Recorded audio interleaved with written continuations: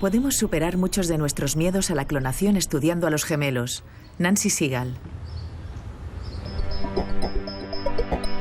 Los hermanos gemelos, mellizos concebidos de un mismo óvulo, son técnicamente clones. Tienen en común un ADN idéntico. Son dos gotas de agua, tanto en el aspecto físico como en muchas características de su personalidad. Pero, ¿qué sucede con los gemelos que son separados al nacer? Al analizar estos casos, la psicóloga Nancy Segal revela aspectos de la formación de la personalidad y explica a Edouard Punset el papel de la cultura y de los genes en este proceso. Además, en su sección, Elsa Punset indaga sobre las fuentes culturales e innatas de la creatividad.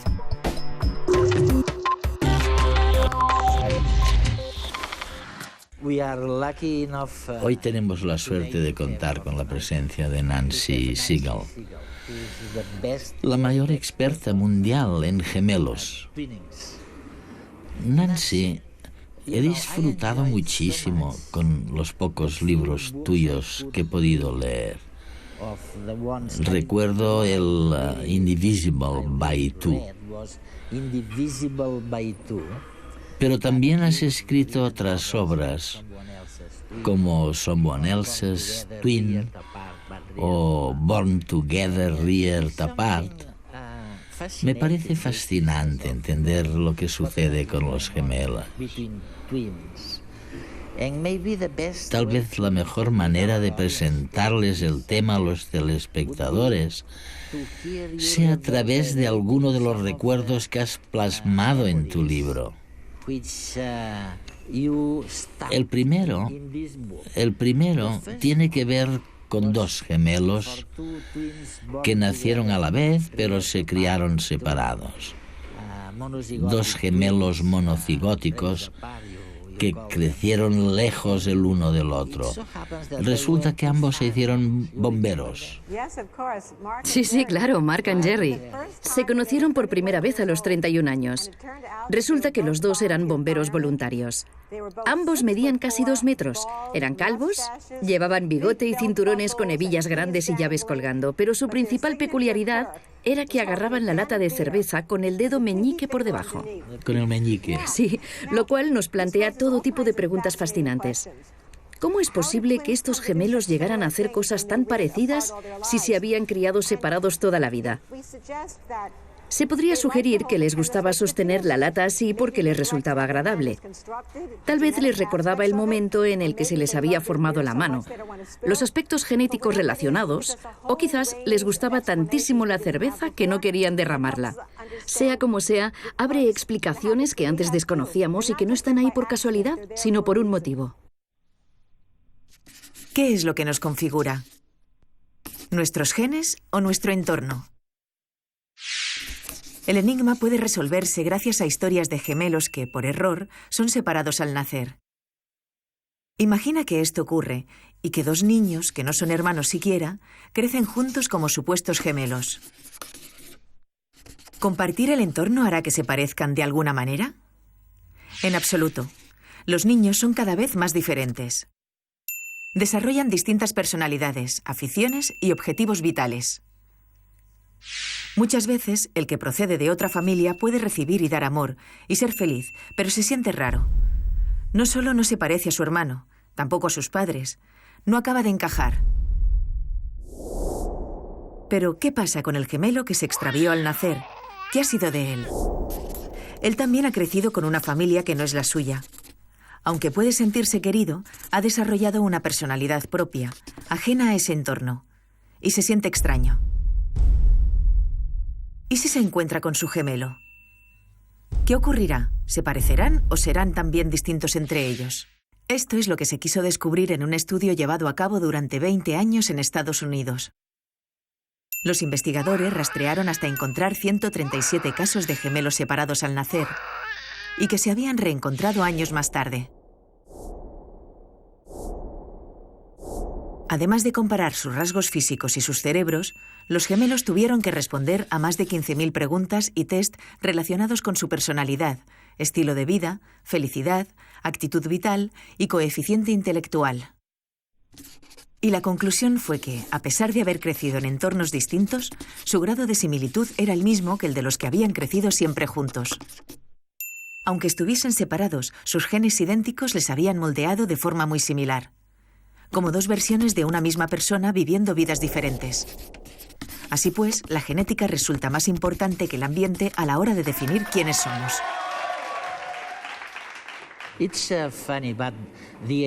Es curioso porque la idea de que o bien la cultura o bien los genes lo determinan todo siempre ha estado presente y resulta en cierto modo una idea perturbadora. ¿Se debe todo a los genes? No hay ninguna conducta que se deba completamente a los genes. Incluso los gemelos idénticos separados al nacer son diferentes en algunos aspectos, pero se parecen más que nadie. Lo importante es ver que los genes funcionan de un modo probabilístico y no determinístico. Es decir, pueden empujarnos hacia ciertas cosas o apartarnos de otras. Pero en esta vida podemos elegir. Los genes nos harán más proclives a determinadas elecciones que a otras, pero no de un modo determinístico. ¿Y tú conociste a estos dos gemelos? Sí. Mark y Jerry eran increíblemente parecidos cuando los conocí. Y lo sorprendente además es que se llevaban genial, encajaban a la perfección. Esto demuestra que nos gusta estar con aquellos con quienes compartimos ciertas características. ¿Es así? En su caso, era como si se conocieran de siempre. Mark me dijo que era como si hubiera estado 31 años de vacaciones y al encontrarse con Jerry solamente le hiciera falta completar un par de datos. Se comprendían perfectamente. Les encantaba la comida china y la misma cerveza. Les gustaba mucho el fútbol. Les apasionaba la música, pero a uno le iba más el rock and roll y a otro la música country. ¿Y los separaron al nacer? No se vieron durante 31 años. Es fascinante. Increíble. Pero nos dice tanto sobre por qué somos como somos. Y también sobre por qué nos parecemos a algunos familiares y no a otros. Ya que los genes explican por qué algunos de nuestros hijos se parecen y otros no. Y por qué algunos se llevan bien con sus hermanos y otros no tanto. Sí, creo que nos haces entender muy bien por qué algunos genes se expresan abierta y claramente, mientras que otros permanecen tapados, escondidos. Eso mismo, sí. Los genes se expresan en un entorno y dicho entorno puede modificar la expresión genética. Algunas conductas relacionadas con el funcionamiento cerebral no son tan modificables.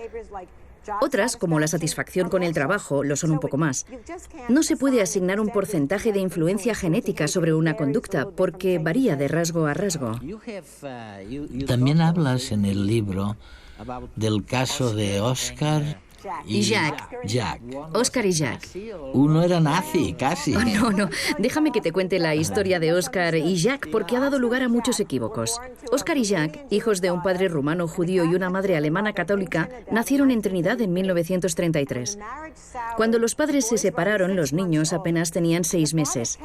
El padre se quedó con Jack en Trinidad porque era el gemelo con el carácter más manejable, mientras que el bebé más difícil, Oscar, se quedó con la madre, que lo llevó de vuelta consigo a la Alemania nazi. No olvides que la guerra acabó cuando Oscar tenía solamente 12 años. No puede decirse que fuera nazi. Formaba parte de las juventudes hitlerianas como todos los niños de su edad. Le gustaba porque podía practicar deporte y librarse de ir a la iglesia. En cambio, a Jack lo criaron en la fe judía. Los dos sabían que tenían un gemelo, incluso llegaron a escribirse cartas, pero no se conocieron en persona hasta pasados los 20. En ese momento, Jack vivía en un kibutz en Israel, pero viajó a Alemania para encontrarse con Oscar por primera vez. Fue un encuentro muy difícil porque tenían ideas políticas e históricas diametralmente opuestas y ni siquiera hablaban el mismo idioma. Parecía improbable que volvieran a encontrarse. Sin embargo, al cumplir los 45, oyeron hablar del estudio de Minnesota sobre gemelos criados por separado, en el que yo participaba, y decidieron darse otra oportunidad. Resultó que se parecían en muchas cosas. Solían lavarse las manos antes y después de ir al baño. Estornudaban ruidosamente en los ascensores para molestar a los demás. Nada les atraía más que una mesa de juego. Tenían muchas costumbres interesantes como esa. Y, ¿sabes? Se querían. De verdad que sí. Sentían un fuerte afecto y atracción el uno por el otro, pero a la vez se odiaban. La suya era una relación de amor-odio. La mantuvieron durante 7 años, hasta que Oscar falleció en 1997. Lo interesante de estos gemelos es que si se hubiera tratado de cualquier otro judío o cualquier otro ciudadano de la Alemania nazi, probablemente no se hubieran molestado en conocerse. Exacto. Porque iban a hacerlo. Pero como eran gemelos idénticos y estaban tan fascinados con sus similitudes, encontraron la manera de hacerlo. Otra cosa fascinante es que los dos sabían que si se hubieran invertido sus posiciones, habrían acabado siendo el otro, que al fin y al cabo era una versión de ellos mismos. Habrían crecido para convertirse en la persona cuyas convicciones detestaban más profundamente. Me parece fascinante, porque ninguno de nosotros logra verse bajo otro prisma. A lo sumo podemos imaginar vidas alternativas, pero los gemelos criados por separado, como Jack y Oscar, pueden verse realmente de otra manera, como un espejo. Los gemelos idénticos se parecen mucho, casi como dos gotas de agua. Al fin y al cabo son clones, genéticamente iguales. Sin embargo, hay una pequeña parte de ellos que difiere. Algunos rasgos físicos y, desde luego, bastantes rasgos de personalidad se desarrollan de forma separada, independiente. Y eso es lo que les hace personas distintas. Compartir genes no significa compartir cuerpos o mentes.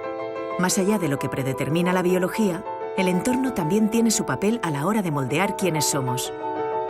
En este sentido, los estudios hechos con gemelos separados al nacer nos aportan un dato sorprendente. La influencia del entorno no es ejercida mayoritariamente por la familia en que se ha crecido, sino por las experiencias vividas más allá de padres, hermanos y primos. Viajar a otro país, aprender otro idioma, los amigos que uno hace en la vida o las relaciones amorosas que uno experimenta moldean más nuestra personalidad que lo que vivimos en casa. Ahora me gustaría preguntarte sobre ellas. Y es que las veo en el libro. Sí. Estas dos niñitas chinas, Sí. que son gemelas, pero si lo he entendido bien, siempre se han criado por separado. A las dos chiquitinas de las que hablo en mi libro, Gillian y Lily, resulta que las encontraron y las adoptaron dos familias distintas. Lo que pasó fue que dos parejas de padres que iban en el mismo grupo a buscar a los bebés que les habían asignado, recibieron una fotografía y al verla dijeron: o nos van a dar el mismo bebé por error o tenemos gemelos. Y las niñas eran gemelas. Una de las madres me contactó y la ayudé a hacer las pruebas de ADN para cerciorarse de que las niñas eran gemelas. La madre me contó que había más parejas en la misma situación. Por eso ahora estoy realizando este estudio, el único prospectivo que existe hasta la fecha, un seguimiento de gemelos en el tiempo. Estudio a entre 11 y 12 pares de gemelos chinos separados al nacer y analizo su inteligencia, su personalidad y los cambios en el tiempo. En 1996 nació Dolly, una oveja escocesa, que era fruto de un proceso de clonación. Sí. Y todo el mundo, yo incluido, empezó a preguntar cuál era la diferencia, si es que hay alguna, entre la clonación y los gemelos. Y recuerdo que tú saliste recordando que en unas declaraciones en las que decías que, bueno, que son dos cosas distintas. Corrígeme si me equivoco, ¿no?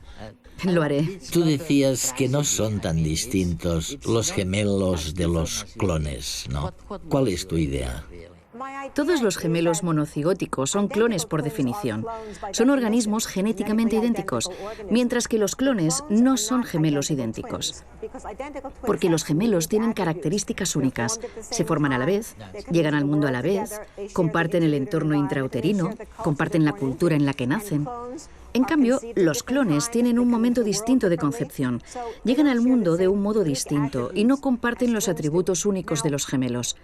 Ahora bien, a muchas personas, cuando se plantea la clonación humana, les preocupa que se produzca una pérdida de identidad o algo así. Yo lo que digo es que hay que estudiar a los gemelos idénticos para ver qué sucede. Son el modelo más parecido que tenemos. Y los gemelos se sienten individuos únicos. Sienten que tienen un sentido de identidad propio. De hecho, remarcan las diferencias entre ellos. Otra cosa que he escuchado es, bueno, los padres tendrán expectativas de sus hijos clonados. Esperarán que sean como ellos. Mi respuesta es que hoy en día los padres también tienen expectativas para sus hijos. Además, a los adolescentes les preocupa que nadie les entienda y tal vez el padre de un hijo clonado lo comprenda de maneras que no podamos anticipar. Todos estos argumentos, en mi opinión, sirven para calmar los miedos de la gente. No digo que la clonación esté justificada, lo que digo es que creo que los miedos expresados carecen de fundamento. Y una de las ventajas de los gemelos y de la clonación es que probablemente hace avanzar la ciencia. Eso es. La hace avanzar en su multidisciplinariedad. En efecto, la ciencia avanza, nunca va hacia atrás. Creo que puede haber problemas con la clonación, pero que los superaremos, ¿sabes? Tenemos que avanzar. No hay más que recordar cuando las mujeres empezaron a plantearse la fecundación in vitro en 1978. A muchos les preocupaba que pudieran destruir las familias. Y ahora esos niños han crecido estupendamente. Las familias están bien y hemos constatado que la fecundación in vitro es maravillosa, porque ha permitido que parejas con problemas de fertilidad puedan formar una familia. Creo que podemos superar muchos de nuestros miedos estudiando a los gemelos idénticos y simplemente esperando, prestando atención y observándolos. Pero la ciencia va hacia adelante, no hacia atrás. Y si alguien es, pongamos, el único superviviente de su familia y quiere clonarse a sí mismo, ¿por qué no? ¿Acaso ocurrirá algo terrible? Si un padre pasea por la calle de la mano de su bebé clonado, ¿nadie lo sabrá? ¿Quién se dará cuenta? Otra cosa, me han hablado de un programa de televisión que juntó a 4 parejas de madres e hijas que se parecían muchísimo, lo cual nos brinda otro modelo. Esas madres e hijas estaban la mar de contentas. Les gustaba parecerse, les encantaba. Así pues, podemos ir en esa dirección. Recurrir a los datos, a los casos de la vida real, para ir aportando información sobre los nuevos avances científicos.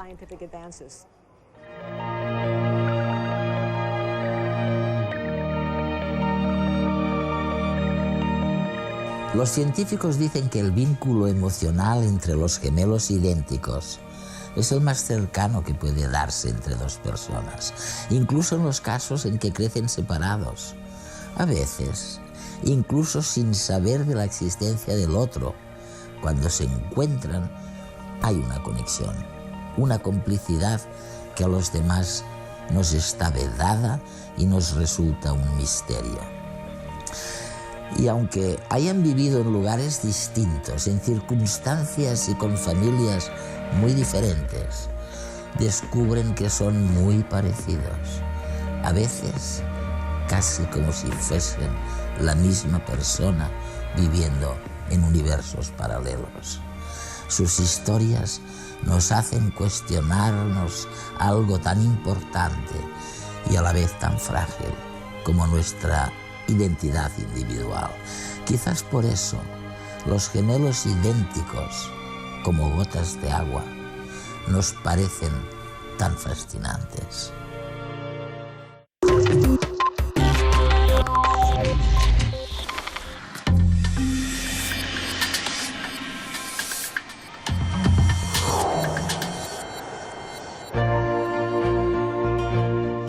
Las investigaciones con hermanos gemelos han propiciado teorías y experimentos que intentan sopesar el peso de la educación frente a la genética en nuestras vidas.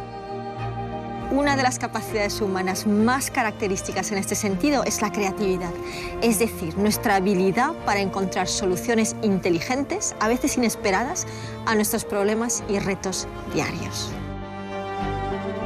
De pequeños somos un torrente de creatividad. Esta capacidad debería mantenerse a lo largo de todas nuestras vidas, ya que cada una de nuestros 100 billones de neuronas puede tener entre 100 y 600 conexiones entre ellas. Una explosión química y eléctrica que nos permite imaginar y crear a cada momento. Pero los estudios sugieren que a medida que nos hacemos mayores, tendemos a reprimir ese torrente mental y creativo. ¿Podemos evitarlo? ¿Cómo funciona nuestra creatividad? Y sobre todo, ¿cómo podemos potenciarla? Para averiguarlo, hemos hablado con Robert Dilts, coach y experto en creatividad. Robert, es estupendo tenerte con nosotros. Gracias por estar aquí. Gracias a ti, es un placer. ¿Cuál sería tu definición de creatividad? Si hablamos de la idea de crear, a mí me gusta plantearme también la idea de la recreación. Para mí la creación es parte de un proceso generativo que consiste en idear algo nuevo y materializarlo, volverlo real, tangible. Y es que estoy convencido de que la creatividad, a diferencia de los sueños que se quedan en sueños, consiste en aportar herramientas para cumplir los sueños, en vez de solamente soñar. ¿Crees que la creatividad es innata o adquirida? Evidentemente, hasta cierto punto, hay quien nace con una especie de chispa. Sin embargo, si no cultivan su talento, si el talento no se refuerza ni se trabaja para hacerlo más preciso mediante algún tipo de entrenamiento o con una serie de herramientas, la persona jamás desarrollará todo su potencial. En cierto modo, ser creativos forma parte de nuestro estado natural. Hay un estudio muy interesante a cargo de especialistas en observar movimientos. Resulta que si se observa durante una hora a un recién nacido de un par de meses de edad, se pueden detectar alrededor de 1000 movimientos distintos. Cumplidos los 10 años, si observamos durante una hora al mismo niño, ya no se detectan 1000 movimientos, sino tal vez unos 300. A los 30, tendremos suerte si vemos 100 movimientos por hora. Es un ejemplo de lo que sucede con nuestra creatividad natural. Se podría argumentar que en parte está bien, porque nos volvemos más eficientes y no desperdiciamos tanta energía con tantos movimientos. Pero por otro lado, ni las escuelas, ni la vida, ni la sociedad se han creado para fomentar la diferencia, sino para intentar que sea todo homogéneo. Correcto, homogeneizar a las personas para que se queden sentados, quietos, rectos, para que actúen del mismo modo. ¿Pero por qué? Porque es más seguro, más fácil de manejar. Me parece que uno de los principales retos en las empresas y las organizaciones es dirigir a las personas. No se pretende que sean creativas, es cuestión de equilibrio. ¿Qué ves aquí? Un clip, ¿verdad? Pero ¿es solo eso? El pensamiento divergente nos permite encontrar respuestas múltiples a una sola pregunta. En este caso vamos a encontrar distintos usos, algunos de ellos inesperados, para este simple clip. Por ejemplo, podría ser el eslabón de una cadena, un collar o unas hawaianas muy pequeñas, una estrella, un broche para un vestido, entre muchas más cosas. Y es que cuanto más creativa es una persona, más utilidades le encontrará. ¿Cómo podemos mejorar nuestra capacidad de pensamiento divergente y, por tanto, nuestra creatividad? Hay una persona creativa que has estudiado muy a fondo. Se trata de alguien muy querido y conocido por todos, Walt Disney. Sí. ¿Verdad que Disney divide el proceso creativo en varias fases? ¿Nos lo podrías explicar un poco? Sí. Lo que hacía Disney, y uno de los motivos, en mi opinión, por los que fue un genio, fue instaurar en su empresa algo que sigue existiendo hoy en día. En cada reunión, en cada película, en cada uno de los productos creados se aplicaban las 3 fases. Está la fase de los sueños, en la que realmente uno se plantea ¿qué es posible? ¿Qué podemos hacer? ¿Hay algo nuevo? ¿A dónde podemos ir? Luego está la fase realista. ¿Cómo podemos llegar hacia allí? ¿Cuáles son los pasos concretos para ello? ¿Cómo pasamos de donde estamos ahora al sueño? Lo llamó Imagineering, ingeniería de la imaginación. ¿Ingeniería de la imaginación? Sí, el término inglés Imagineering combina 2 palabras. Imaginación, que implica el pensamiento divergente, Sí. e ingeniería, que es este análisis racional paso a paso. Es decir, trabajar habilidades técnicas. Sí. Para hacer realidad el sueño. Para materializar el sueño. Pero también es necesario que entre luego en juego el crítico, que lo mire todo y se plantee lo siguiente. ¿Falta algo? ¿La idea es suficientemente buena? ¿Se están cumpliendo los requisitos? ¿Se puede hacer a tiempo? El crítico no debe ser destructivo. Esto es muy importante. Cabe decir que el soñador sin el realista y el crítico es solamente eso. ¿Un soñador? ¿Qué crees que le falta normalmente a la gente en esta tríada de soñador, realista, crítico? ¿Y qué perjudica más a la creatividad? Cuando voy a las empresas, muchos me dicen que no les pagan para que sean soñadores, sino para que sean realistas o críticos. Así pues, creo que lo menos desarrollado en nuestras culturas, en nuestras escuelas, en nuestras empresas y en nuestras sociedades es la vertiente soñadora. Disney, por ejemplo, tenía una cosa que creo que todas las familias deberían tener para los hijos y todas las escuelas y las empresas deberían incorporar: el rincón para soñar. ¡Wow! En el rincón para soñar, las imágenes cubren toda la pared y siguen haciéndolo hoy en día cuando planean una película nueva, ya sea de dibujos animados u otro proyecto. Se rodean de la idea, está por todas partes, con todos sus colores. Te rodeas de todo ello. Te rodeas del sueño, el color, la inspiración. Quieres sentir las imágenes, además de verlas. Se empieza a trazar un plan de acción y se analizan cuáles son los pasos, las escenas principales. Hasta ese momento te has estado concentrando. Ahora te toca ser crítico. Pero solamente en ese momento, ¿de acuerdo? No hay que dejar pasar al crítico al rincón de los sueños para que rompa los dibujos y diga que no van a funcionar. ¿Y cuando le dejamos entrar? Solamente si va a soñar. Esto es muy interesante, porque nos encontramos a personas a las que a lo mejor se les da mejor, de un modo natural, ser soñadoras o ser realistas o críticas. Pero todo el mundo puede aprender a ser las tres cosas. Todo el mundo puede mejorar. Por tanto, es muy buena idea dejar entrar a todo el mundo al rincón para soñar. El rincón para soñar lo inventó Walt Disney, pero podemos utilizarlo todos en nuestra vida diaria. Podemos tener un espacio donde temporalmente quede fuera la parte realista y la parte crítica que nos habita. Un espacio donde lanzarnos preguntas sin prejuicios.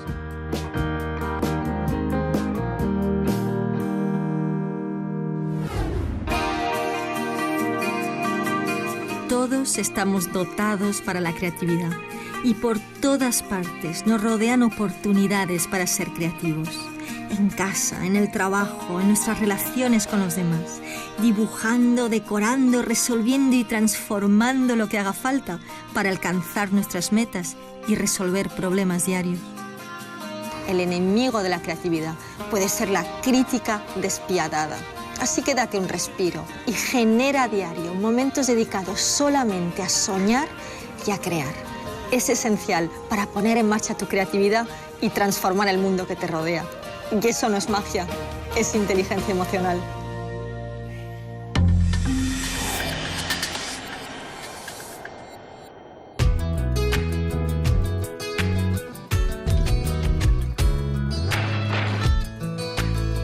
¿Por qué a veces en el vinagre salen moscas pequeñas?